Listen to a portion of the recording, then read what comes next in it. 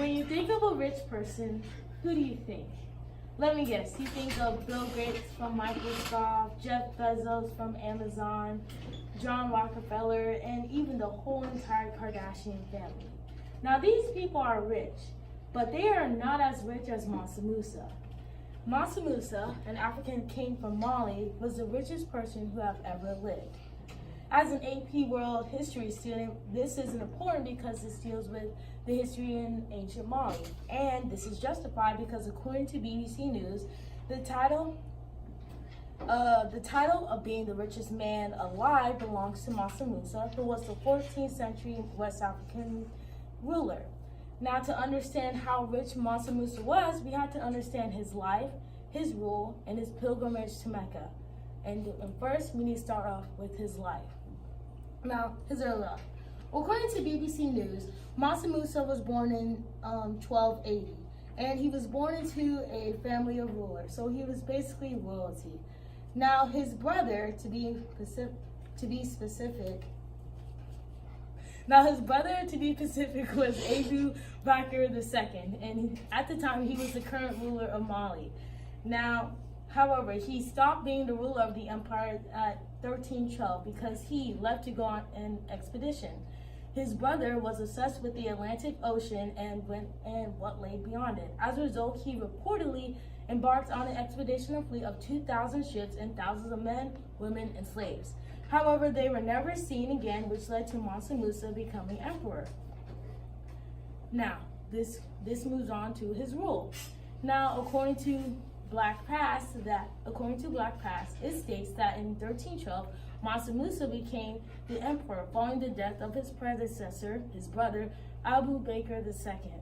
When he was crowned, he was given the name Mansa, meaning king. According to Business Insider, Mansa Musa was also a successful military leader, having captured 24 cities, including the city Timbuktu. And later, this city would become the location of one of the world's oldest universities. In addition, according to BBC News, the kingdom stretched for about 2,000 miles from the Atlantic Ocean all the way from modern-day Niger, taking in parts of Darnell, Senegal, Mauritania, Mali, Burkina Faso, Niger, the Gambia, Guinea-Bissau, and the Ivory Coast. Now, okay. In addition, according to BBC News, during his reign, Mansa Musa,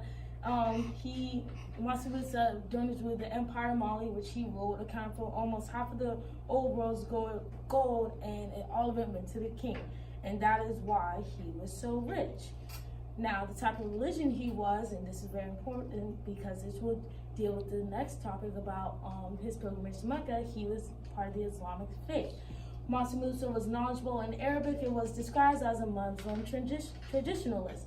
He became the first Muslim ruler in West Africa to make nearly 4,000 journey to Mecca, which leads me to my last point about his pilgrimage to Mecca. The pilgrimage to Mecca is one of the 5 pillars of Islam. In its one point of the life, the followers of Islam will have to make the pilgrimage to Mecca in order to pray. Now, Mansa Musa being Muslim, he made this pilgrimage to Mecca. And according to Britannica, Mansa Musa in his 17th year of reign set out his famous pilgrimage. Now, the effects of this pilgrimage, well, according to Black Pass, Mansa Musa was accompanied by thousands of richly dressed servants, supporters. Mansa Musa also had hundreds of camels that had gold on top of them. Now, very important thing that happened in his pilgrimage when he took a stop into Cairo, Egypt.